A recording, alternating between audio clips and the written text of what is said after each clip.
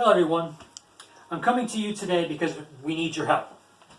We need your help to save a program, a sports program, gymnastics, at the University of Chicago, right here in Illinois. It's close to us. It's somewhere I've been, somewhere I've taken my son to, somewhere where my son has competed in his gymnastics. And to bring an importance to you, I want you to understand, if you could imagine going out to eat and you only had 3 restaurants to choose from. So it was McDonald's, Subway, and Dunkin' Donuts. No steakhouses, no Mexican, no Italian, nothing. Sounds pretty crazy, doesn't it? Well, it's the same thing as what's happening in 3 big sports in the collegiate aspect of football, basketball, and baseball. There's 3 things that these sports are dominating on that is creating and canceling gymnastics programs across the nation. Popularity, income, and the imbalance in marketing. So I'm going to discuss those with you. Before I get started, if you can take out a pen and paper or your phone, and those numbers right there that you can see to your bottom right, they are the athletic director and the chancellor for UIC. If you can write their names down, the emails, or if you prefer to make a phone call, their phone numbers, because we're going to need your help. So let me talk about popularity.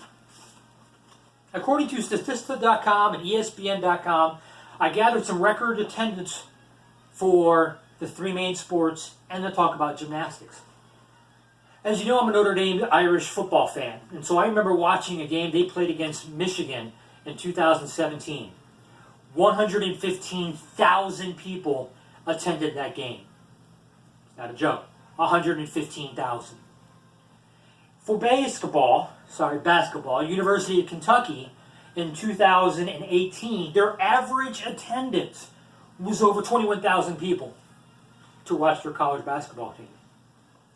For baseball in 2017, the LSU Tigers, for 22 straight years, they've led attendance in NCAA records, and they have over 10,000 average per game in 2017. Gymnastics, I took my son to the 2018 NCAA National Championships that were held and hosted by UIC this past April. And I'm telling you, maybe a total of 2,000 to 5,000 total attended for the 2-day event. It's just not enough income. The 1970s, there was about 140 Division I colleges that offered men's gymnastics. Today, there's 15. That's it. One of them is a Division III school. There's not a whole lot. The club level, which my son participates in, is the ages 6 through 18. The levels are 4 through 10. You can see, we've been to a lot of meets. 32 pounds of medals he has here. My daughter, she also has almost as many. Some of these just trophies, my daughter's. My children are both state champions. So we have some experience in understanding even the club levels, it's just the lack of attendance and lack of marketing and lack of income that comes from the men's side of gymnastics. To show you just what also happens is you'll have donations. The UIC Flames has an alumni and a gentleman by the name of Curtis Granderson. Curtis played for the UIC in baseball. He was then drafted. He played for the Detroit Tigers, including the 2006 World Series team. He played for the Yankees, where he made millions. He went on to play for the Mets in the 2015 World Series, and he is now on the Milwaukee Brewers team that is playing for a chance to play in this year's World Series. Well, he took some of that money and donated it back to UIC, which is great. But he did it to the baseball program. They renamed the stadium in him and remodeled it. But they also allocated space for the baseball program for practice. Space that once belonged to the gymnastics team. And in doing so, they moved the gymnastics team to the UIC Pavilion, which is their basketball facility that hosts 9,500 people. You're not going to get that in gymnastics right now.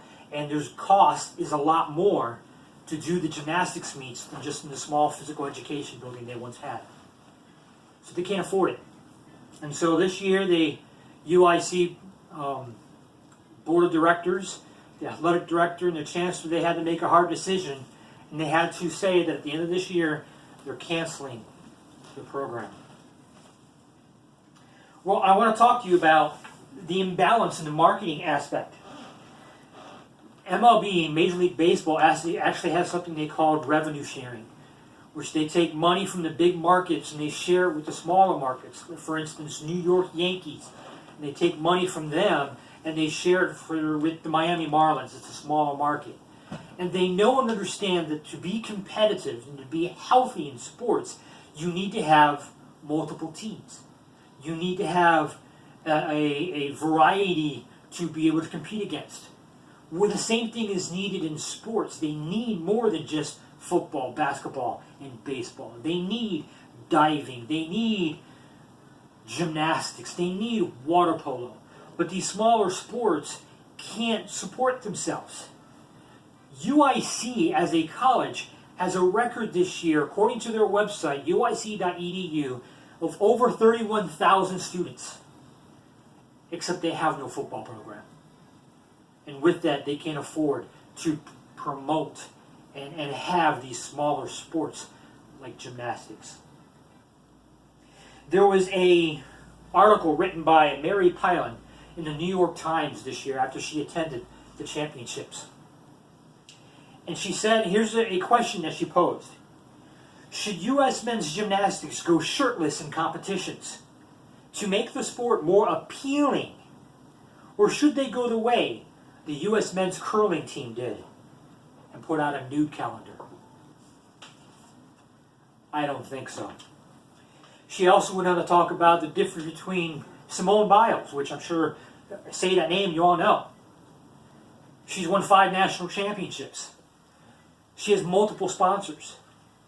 Well, for a guy named Sam Maloik, he has 5 national championships too. 1 sponsorship. His own herbal tea beverage company that he co-founded with some of his gymnastics friends. So we need your help. You can make a difference. My shirt says, can someone else just do it? No, we need you to do it. We need you to contact them and tell them to flip the decision. Flip the decision is a hashtag you can see on social medias talking about flipping the decision and continuing gymnastics. We need you to contact them. Garrett Classy, the AD, at gklassie@uic.edu, or Michael Amerdis, the Chancellor, at chancellor@uic.edu. You can make a difference.